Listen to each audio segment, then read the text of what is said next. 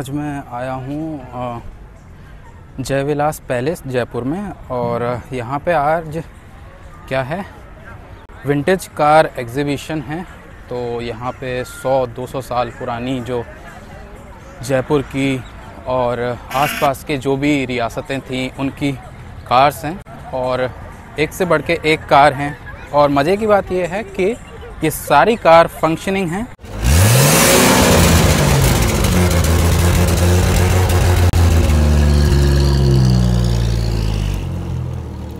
Rajputana automotive sports car club के द्वारा Rajasthan government के टूरिज्म डिपार्टमेंट के साथ हर साल विंटेज और क्लासिक कारों का एग्जीबिशन यहाँ होता है। ये कार्स हमें उस दौर में ले जाती हैं जब कंपनियां राजाओं के मन मुताबिक कस्टमाइज्ड कार्स बनाया करती थी। ये एग्जीबिशन 2 दिन चलता है। पहले दिन कार्स को आम जनता के देखने के लिए जयविलास पैलेस में रखा जाता है। दूसरे दिन ये गाड़ियां रैली के माध्यम से जयपुर की सड़कों पर दौड़ती हैं।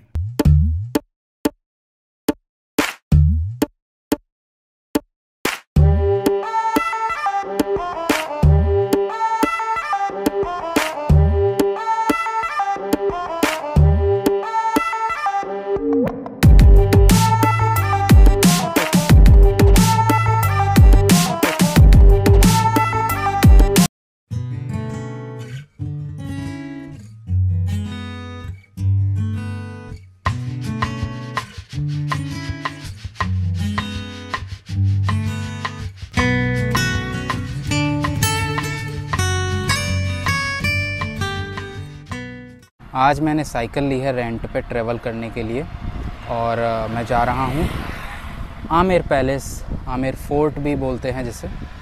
तो लगभग 15 किलोमीटर की साइकिल ड्राइव करने के बाद मैं पहुँचूँगा। ऑलमोस्ट 12-13 किलोमीटर मैं चल चुका हूँ साइकिल से, लगभग 2 किलोमीटर बाकी है।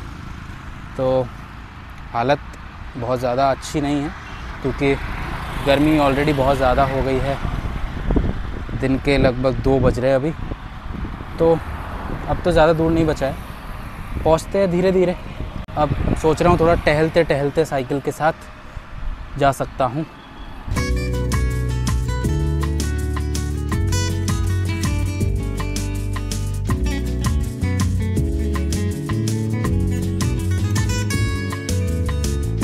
यहाँ दरअसल आमेर पैलेस और जयगढ़ फोर्ट एक ही जगह पे हैं। तो देखो, जो येलो कलर में जो दिख रहा है वो आमेर पैलेस है, और इसके पीछे ये देखो, ये है जयगढ़ फोर्ट। और ये जो पानी दिख रहा है वो मावटा लेक है, जो आमेर पैलेस के जस्ट नीचे है, वहाँ से शुरू होती है। देखो, ठीक है। आमेर जो शहर है वही पहले राजस्थान के कछवाहा राजपूत राजाओं की राजधानी था। बाद में उन्होंने जयपुर शहर बसाया। आमेर पैलेस राज परिवार की रॉयल रेजिडेंस हुआ करता था। इसका निर्माण राजा काकिल देव ने शुरू किया, मान सिंह ने कंटिन्यू किया और सवाई जयसिंह प्रथम ने इसको फिनिश किया। पैलेस की सुरक्षा के लिए बगल में बनवाया गया जयगढ़ फोर्ट। ये दोनों एक ही पहाड़ी पर हैं। मेरी साइकिल कोई ले न जाए इसलिए मैंने साइकिल को बांध दिया खूंटे से। जयपुर की हीट को बीट करने के लिए पी शिकंजी और पहुंच गया आमेर पैलेस। हम जब आमेर पैलेस में एंट्री करते हैं तो सबसे पहले हम एंटर करते हैं दिल आराम बाग में। ये काफ़ी लंबा चौड़ा गार्डन है जहाँ शाही परिवार के लोग आराम किया करते थे। और इसके जस्ट नीचे है राम बाग, जो कि बहुत सुंदर है। और सबसे ख़ास बात इन दोनों बागों के बारे में है कि ये सिमेट्रिकल हैं। ये है आमेर पैलेस की मावटा लेक, और देखो इसके बीच में जो दिख रहा है ना, वो केसर क्यारी है, जिसमें राजा ने कश्मीर से लाकर केसर लगवाई थी। और क्योंकि केसर ठंडी जगह पे लगती है तो उसके चारों तरफ बना दी एक झील, और उसमें भर दिया पानी जिससे कि ठंडी रहे जगह।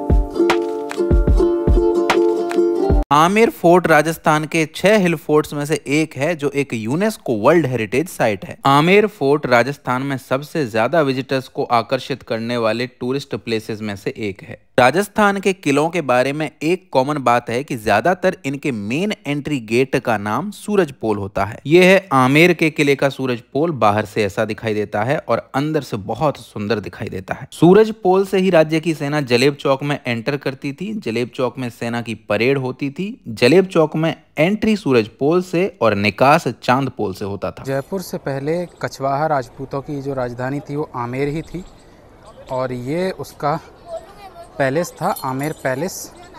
यहीं पे सारे राजाओं का निवास था और इस महल की सुरक्षा के लिए इन्होंने बनाया था जयगढ़ पैलेस, जो सिर्फ फोर्ट था जहाँ पे सेना रहती थी आमेर की।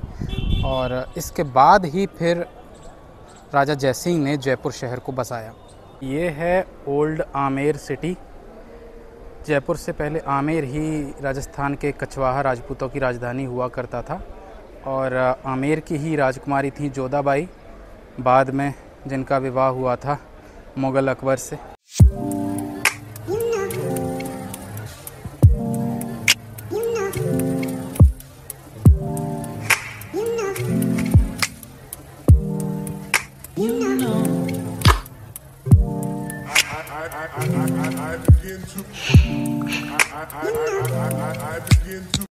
ये है आमेर पैलेस का दीवाने आम। जो भी राजा पहले मुग़लों के थोड़े से भी प्रभाव में रहे, उनके महलों में दीवाने आम ज़रूर देखने को मिलेगा। और ये दीवाने आम काम आता था आम जनता के लिए। जो भी महल में शाही समारोह हो रहे हैं या जनता की जो भी कुछ समस्याएं अगर राजा को सुननी है तो वो यहीं पे सबको इकट्ठा करते थे और सुनवाई होती थी। ये है आमेर पैलेस की 27 कचहरी। यहाँ पे आमेर के अंडर जो भी 27 रियासतें आती थी, उनके जो प्रमुख हुआ करते थे वो यहाँ बैठते थे और अपना काम देखते थे। एक तरह से उनका ऑफिस था ये है राजा का टॉयलेट जहाँ राजा पॉटी किया करता था और ये है राजा का बाथ टब जहाँ मौसम के हिसाब से राजा के लिए ठंडा या गर्म पानी उपलब्ध होता था। इसी से कनेक्टेड बाथरूम है जहाँ नहाने धोने के अलावा राजा के लिए मसाज की सुविधा भी उपलब्ध होती थी। ये पूरा एरिया हमाम कहलाता है। अभी आमेर पैलेस सिर्फ आधा ही कवर कर पाया हूँ मैं और मैं बहुत थक गया हूँ ज़्यादा। मैं एक्चुअली यहाँ तक पहुँचते पहुँचते ही थक गया था क्योंकि साइकिल चलाई है मैंने लगभग 15-17 किलोमीटर, तो थोड़ा बैठ गया हूँ। और मैं ये भी सोच रहा था कि आमेर पैलेस के बाद और भी 1-2 जगह जाऊँगा जो यहाँ आसपास ही हैं, पर अब मुझे लगता नहीं है कि कहीं और जा पाऊँगा। अभी तो मुझे लग रहा है कि यही पहले कवर हो जाए ढंग से, क्योंकि अभी आधा बाकी है।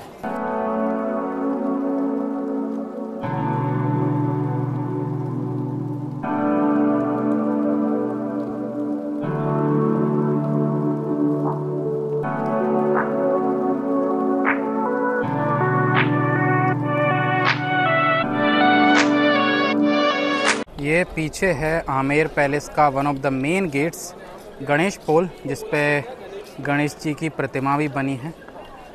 और यहाँ से हम एंट्री करते हैं आमेर पैलेस के शीश महल में, जो कि वर्ल्ड फेमस शीश महल है और जिसे दीवाने खास भी बोला जाता है। तो चलिए देखते हैं आखिर क्या है इसमें ऐसा खास। आमेर पैलेस के इस एरिया में 4 जगह हैं देखने के लिए।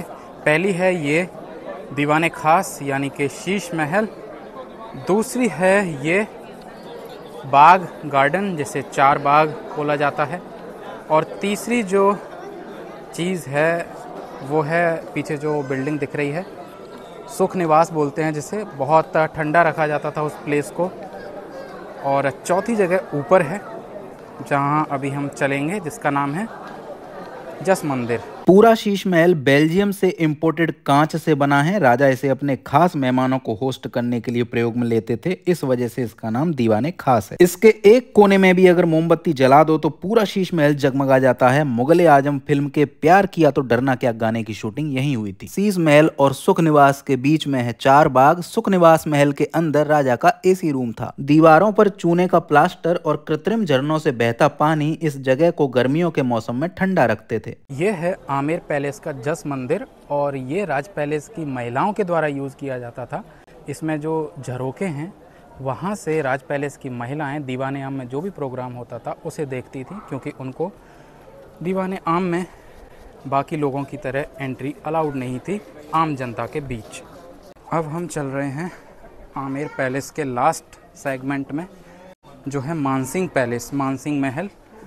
हम सबको पता है मानसिंह अकबर के दरबार में कमांडर इन चीफ थे, सेनापति थे उनके, ठीक है, जो कि महाराणा प्रताप के खिलाफ लड़े थे हल्दी घाटी के युद्ध में। तो यहाँ ये उनका महल है, और इसके बारे में इंटरेस्टिंग बात ये है कि उनकी 12 रानियाँ थीं, तो 12 रानियों के लिए अलग अलग कक्ष थे, और वो सारे कक्ष मानसिंह का जो महल था उससे जाके कनेक्ट होते थे, जिससे कि मानसिंह कौन सी रानी के पास जा रहे हैं वो दूसरी किसी रानी को ना पता चले।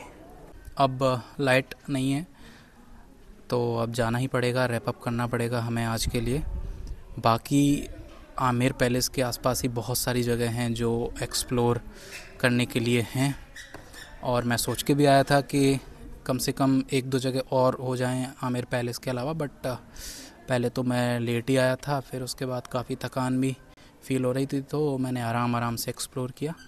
तो अब नेक्स्ट टाइम देखेंगे जो भी होगा।